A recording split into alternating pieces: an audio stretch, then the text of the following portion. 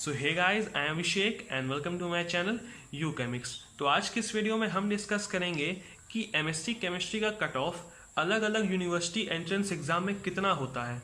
मैं आपको सारे जितने भी इम्पोर्टेंट एंट्रेंस एग्जाम है उन सभी का कट ऑफ इस वीडियो में आपको बताऊंगा। जैसे हो गया DU, BHU, HCU, CU set, Punjab university, IIT jam etcetera. तो वीडियो के एंड तक जरूर बने रहिए। तो चलिए वीडियो की शुरुआत करते हैं। तो पहला एंट्रेंस एग्जाम में जो ले रहा हूँ वो है IIT जैम। तो IIT जैम आपको पता ही है, IIT jam one of the most popular exam है एमएससी केमिस्ट्री के लिए। एमएससी केमिस्ट्री या एमएससी फिजिक्स और मैथ्स के लिए भी सबसे पॉपुलर एग्जाम होता है IIT जैम। तो IIT जैम में अगर आपको IIT जैम के थ्रू अगर आपको अच्छी IITs में एडमिशन लेना है, जैसे IIT दिल्ली, बॉम्बे या जितने भी ओल्ड IITs हैं, तो आपको कितना स्कोर करना चाहिए IIT जैम जैसे एग्जाम में। तो देखो, IIT जैम का पेपर होता है 100 मार्क्स का। तो अगर 100 मार्क्स में अगर आप 60 प्लस स्कोर कर रहे हो, 60 प्लस या 60 भी स्कोर कर रहे हो, तो आपका अच्छी IITs में एडमिशन हो जाएगा। मैं ये ट्रेंड बता रहा हूँ पिछले 2 साल के एनालिसिस से, क्योंकि मैं देख रहा हूँ कि IIT जैम का पेपर पिछले 2 साल में टफ आ रहा है। अगर पेपर टफ आ रहा है तो ऑब्वियसली सी बात है कट ऑफ कम जा रहे हैं IIT जैम जैसे एग्जाम में। पहले IIT जैम का कट ऑफ ज़्यादा जाता था। 2016 की बात करूं, 17 की बात करूं, 18 की बात करूं, तो उसमें पेपर उतना टफ नहीं आता था। लेकिन पिछले 2 साल से पेपर टफ आ रहा है तो कट ऑफ भी कम हो रहा है। तो अगर आप 60 प्लस स्कोर कर रहे हो IIT जैम जैसे एग्जाम में, 60 प्लस या ऑलमोस्ट 60, तो आपका डेफिनेटली ओल्ड IITs में सिलेक्शन हो जाएगा।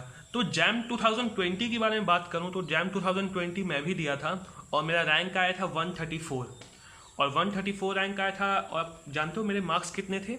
मेरे मार्क्स थे 57। तो देखो, मैंने 60 मार्क्स भी स्कोर नहीं किया, तब भी मेरी रैंक इतनी अच्छी थी। और जो बंदे ने 60 मार्क्स स्कोर किया था इस एग्ज़ाम में, उसका रैंक था ऑलमोस्ट 70। तो आप देख सकते हो कि 60 मार्क्स आप ला रहे हो तो आपको टॉप IITs मिलने के चांसेस हैं, क्योंकि 70 रैंक में आपको अच्छी IIT मिल जाएगी। तो ये 2020 का बात रह गया। अगर मैं 2019 के बारे में बात करूं तो जो बच्चा 60 मार्क्स लाया था 2019 में, उसकी रैंक थी ऑलमोस्ट 110 से 130 के बीच। तो 110 130 रैंक भी काफ़ी अच्छा होता है।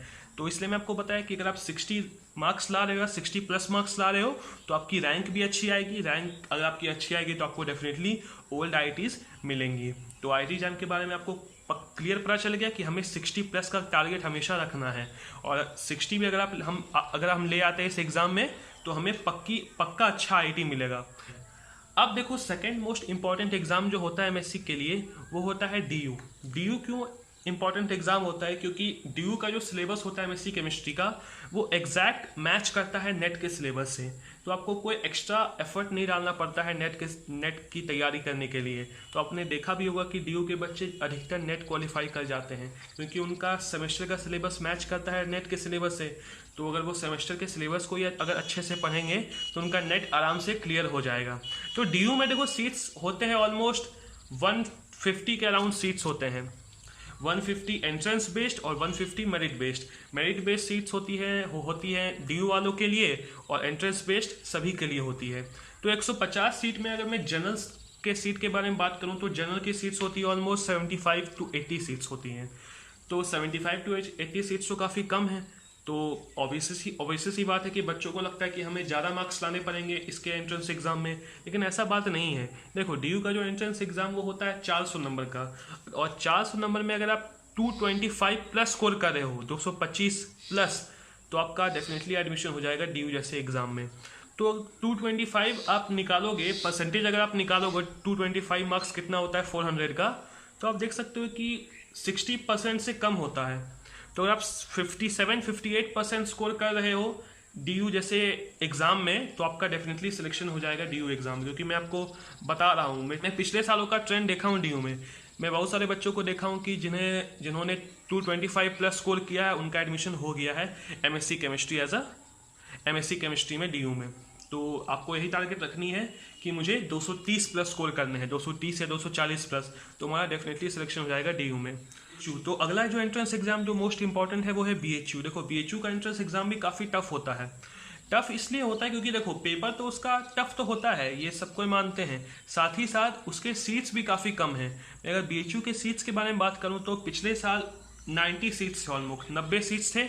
90 सीट्स में से जनरल के ऑलमोस्ट 35 से 40 सीट्स ही थे। तो देखो 35 से 40 सीट्स है जनरल के लिए एमएससी केमिस्ट्री में, तो आप देख सकते हो कि कंपटीशन कितना ज़्यादा है। तो रहा बात इसके मार्क्स की, हमें कितने मार्क्स लाने पड़ेंगे इतना अगर टफ कंपटीशन है तो मैं बता दूं कि अगर बीएचयू का पेपर होता है 360 मार्क्स का। अगर 360 मार्क्स में अगर आप 210 भी ला रहे हो तब भी आपका सिलेक्शन हो जाएगा बीएचयू में, पक्का होगा सिलेक्शन, मैं गारंटी के साथ बोल रहा हूँ। क्योंकि बीएचयू का पेपर इतना टफ होता है कि बहुत सारे बच्चे इतना अच्छा स्कोर नहीं कर पाते हैं। अगर आप 250 स्कोर कर रहे हो 360 में तो आप टॉपर हो जाओगे बीएचयू के। तो इसलिए मैं बोल रहा हूँ कि अगर आप 210 स्कोर कर लेते हो तो आपका सेफ है एडमिशन, आपका पक्का होगा बीएचयू में एडमिशन। तो आपको टारगेट रखनी है कि मुझे 210 प्लस स्कोर करने हैं बीएचयू में। तो 210 प्लस का अगर टारगेट रखोगे तो आपका पक्का 210 आएगा। तो 210 आ गया तो आपका एडमिशन हो जाएगा बीएचयू में। क्योंकि मैं पिछले 2 साल के बारे में बात कर रहा हूँ। पिछले साल जो एडमिशन हुआ था, आखिरी एडमिशन जो हुआ था बीएचयू में, उस बच्चे का आया था 195 या 196 नंबर आया था उस बच्चे का। और उसके पिछले साल 2018 में अगर बात करूं तो आखिरी एडमिशन हुआ था 200 मार्क्स पे। लेकिन मैं आपको तो बोल रहा हूँ 210 मार्क्स सेफ होने के लिए। इसलिए बोल रहा हूँ कि 210 मार्क्स आप लाओ बीएचयू में, आपका पक्का एडमिशन होगा, चाहे आप जनरल कैटेगरी से हो या ना हो। ठीक है, तो देखो ये सब सारी बातें जो मैं आपको बताया, आईआईटी जैम, डीयू, बीएचयू, ये सब हो गया जनरल कैटेगरी के लिए मैं बता रहा हूँ। ओबीसी, एससी, एसटी वाले कैटेगरी अपना आप खुद कैलकुलेट कर लो। अगर जनरल वाले का अगर जा रहा है बीएचयू में 210 मार्क्स, तो ओबीसी का ऑब्वियसली सी बात है 4-5 नंबर कम जाएगा, 205 या 206 में ही उसका सिलेक्शन हो जाएगा। और एससी एसटी वाले अपना 10-12 नंबर घटा सकते हैं। तो यही देख लो या तो बीएचयू के बाद हमारा फिर आता है एचसीयू, हैदराबाद सेंट्रल यूनिवर्सिटी। तो देखो हैदराबाद सेंट्रल यूनिवर्सिटी में काफ़ी कम सीट्स होती हैं, ऑलमोस्ट 30 से 40 सीट्स होती हैं। और उसका पेपर होता है 100 मार्क्स का। 100 मार्क्स में अगर आप 50 प्लस स्कोर कर रहे हो तो आपका डेफिनेटली सिलेक्शन होगा एचसीयू में। इतनी कम कट ऑफ क्यों जाती है एचसीयू की कि हमें 50 प्लस में नंबर में हमारा सिलेक्शन हो जाएगा एचसीयू में? क्योंकि एचसीयू का पेपर टफ होता है। टफ इसलिए होता है क्योंकि उसमें मैथमेटिक्स वाला पार्ट ज़्यादा पूछा जाता है। देखो जैम में भी मैथमेटिक्स वाला पार्ट पूछा जाता है, लेकिन उसका वेटेज काफ़ी कम होता है, मतलब 1-2 क्वेश्चन ही पूछे जाएंगे मैथमेटिक्स से। लेकिन एचसीयू में तुम्हारा ऑलमोस्ट 7 से 8 क्वेश्चन पूछे जाते हैं मैथमेटिक्स से। तो और मैथमेटिक्स को भी इतना आसान भी नहीं पूछा जाता है हैदराबाद सेंट्रल यूनिवर्सिटी में। मैथमेटिक्स टफ ही पूछे जाते हैं मैथमेटिक्स 11-12 के। तो इसलिए उसमें स्कोर करना काफ़ी मुश्किल होता है। तो अगर आप एचसीयू जैसे एग्जाम में अगर आप 60 प्लस मार्क्स स्कोर कर रहे हो तो आप टॉपर हो जाओगे उस एग्ज़ाम के। इसलिए मैं बोल रहा हूँ कि अगर आप 50 प्लस स्कोर कर लेते हो एचसीयू जैसे एग्जाम में तो आपका डेफिनेटली सिलेक्शन होगा हैदराबाद सेंट्रल यूनिवर्सिटी में। फिर मैं बात करता हूँ अगला इंपॉर्टेंट एग्जाम, वो है सीयू सेट। सीयू सेट क्या होता है? ये सेंट्रल यूनिवर्सिटी का एंट्रेंस एग्जाम है। तो सेंट्रल यूनिवर्सिटी वाले एंट्रेंस एग्जाम में अगर आपको एमएससी केमिस्ट्री करना है तो एमएससी केमिस्ट्री अगर कोर्स परस्यू करने के लिए आपको 100 मार्क्स का पेपर होता है सीयू सेट का। तो 100 मार्क्स में अगर आप 50 प्लस स्कोर कर रहे हो तो आपको मनपसंद यूनिवर्सिटी मिल जाएगी। देखो 50 से कम मार्क्स में भी आपका सिलेक्शन हो जाएगा किसी ना किसी यूनिवर्सिटी में, लेकिन आपको मनचाहा यूनिवर्सिटी नहीं मिलेगा। लेकिन आप 50 प्लस मार्क्स अगर आप स्कोर कर रहे हो सीयू सेट में तो आप जो यूनिवर्सिटी सबसे पहला प्रेफरेंस में डाले थे वही यूनिवर्सिटी आपको मिलेगा। तो सीयू सेट का पेपर आप देख लेना कैसा होता है। मैं आपको बता देता हूँ, थोड़ा सा आइडिया दे देता हूँ। सीयू सेट का पेपर में 100 मार्क्स में सीयू सेट के पेपर में 100 मार्क्स में 75 मार्क्स की केमिस्ट्री पूछी जाती है और 25 मार्क्स की जनरल एप्टीट्यूड पूछी जाती है, जिसमें इंग्लिश और रीजनिंग टाइप का होता है। तो सीयू सेट का पेपर उतना टफ नहीं होता, लेकिन उसके एप्लीकेंट्स बहुत कम है, इसलिए उसका कट ऑफ उतना ज़्यादा नहीं जाता है। तो यही बात। तो सीयू सेट के बाद मैं बात करता हूँ पंजाब यूनिवर्सिटी की। देखो पंजाब यूनिवर्सिटी का चुनने का तरीका काफ़ी अलग है। क्यों अलग है? क्योंकि वो 100% एंट्रेंस बेस्ड एडमिशन नहीं लेती है पंजाब यूनिवर्सिटी। जितने भी आपको मैं एंट्रेंस एग्जाम अभी मैं बताया हूँ वो 100% एंट्रेंस बेस्ड है कि अगर आप एंट्रेंस में अच्छा स्कोर करते हो तो आपका डेफिनेटली सिलेक्शन होगा, डेफिनेटली एडमिशन होगा उस यूनिवर्सिटी में। लेकिन पंजाब यूनिवर्सिटी में ऐसा नहीं है। वो 60% वेटेज देते हैं एंट्रेंस एग्जाम को और 40% वेटेज देते हैं आपके 10th, 12th और ग्रेजुएशन वाले परसेंटेज को। तो अगर आपका एंट्रेंस एग्जाम में अच्छा मार्क्स भी आया, लेकिन अगर 10th, 12th और ग्रेजुएशन में परसेंटेज अच्छे नहीं हैं, तब आपका मेरिट लिस्ट में नाम नहीं आएगा। मेरिट लिस्ट में नाम नहीं आया मतलब आपका एडमिशन नहीं होगा उस यूनिवर्सिटी में। तो एडमिशन पाने के लिए पंजाब यूनिवर्सिटी में आपको थ्रू आउट अच्छा परफॉर्मेंस देना पड़ेगा 10th, 12th, ग्रेजुएशन और एंट्रेंस एग्जाम में भी, तभी आपका सिलेक्शन हो सकता है पंजाब यूनिवर्सिटी में। तो अगर आपके अच्छे मार्क्स हैं 10, 12 और ग्रेजुएशन में, अगर आप एंट्रेंस एग्जाम में अच्छा स्कोर कर रहे हो, अच्छा स्कोर क्या होता है पंजाब यूनिवर्सिटी में कि वो पंजाब यूनिवर्सिटी का पेपर होता है 75 मार्क्स का, तो 75 मार्क्स में अगर आप 42, 43 स्कोर कर रहे हो, साथ ही साथ आपके ग्रेजुएशन और 10, 12 में अच्छे परसेंटेज हैं, तब आपका सिलेक्शन हो जाएगा पंजाब यूनिवर्सिटी में। वो पंजाब यूनिवर्सिटी में देखो सीट्स काफ़ी कम होते हैं, 17 सीट्स हैं, तो इसलिए उनका क्राइटेरिया काफ़ी टफ है, तो उस पर सिलेक्शन रेशियो काफ़ी कम होता है, इसलिए बच्चों का सिलेक्शन काफ़ी कम ही हो पाता है पंजाब यूनिवर्सिटी में।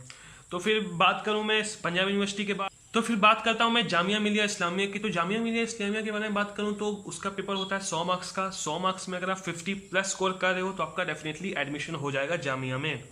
फिर बात करूँ मैं अलीगढ़ मुस्लिम यूनिवर्सिटी की, तो अलीगढ़ मुस्लिम यूनिवर्सिटी का उतना मुझे क्लियर पता नहीं है कि उसका पेपर कितने मार्क्स का होता है इतना, और कितने स्कोर करने पड़ते हैं, लेकिन मुझे लगता है कि कहीं मैं सुना हूँ कि अलीगढ़ मुस्लिम यूनिवर्सिटी का पेपर 100 मार्क्स का होता है, और 100 मार्क्स में अगर आप 50+ भी स्कोर कर जाते हो तो आपका डेफिनेटली सिलेक्शन होगा अलीगढ़ मुस्लिम यूनिवर्सिटी में।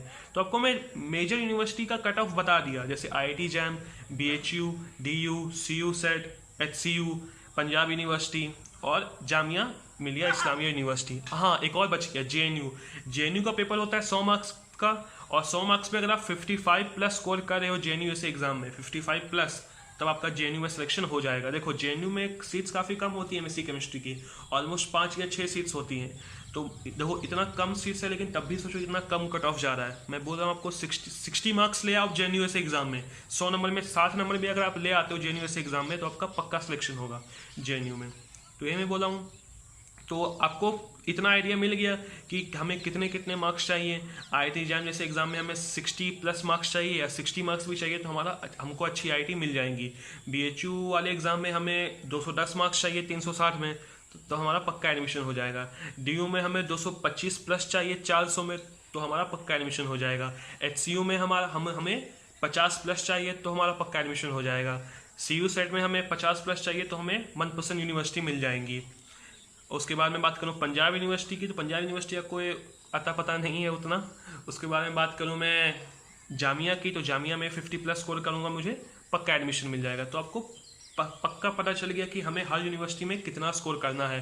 तो देखो मैंने आपको जितनी भी यूनिवर्सिटी एग्जाम का कट ऑफ बताया है, तो आप देख सकते हो कि मोर और लेस 60% जाता है हर यूनिवर्सिटी एग्जाम का कट ऑफ। मतलब कि अगर आप 60% स्कोर कर रहे हो आउट ऑफ टोटल मार्क्स कोई भी यूनिवर्सिटी एंट्रेंस एग्जाम में, तो आप उस यूनिवर्सिटी एंट्रेंस एग्जाम को पास कर जाओगे, साथ ही साथ आपको उस यूनिवर्सिटी में एडमिशन मिल जाएगा। तो देखो 60% लाने के लिए आपको डेफिनेटली मेहनत करनी पड़ेगी, लेकिन उतनी मेहनत नहीं करनी पड़ेगी, आपको स्मार्टली वर्क करना पड़ेगा।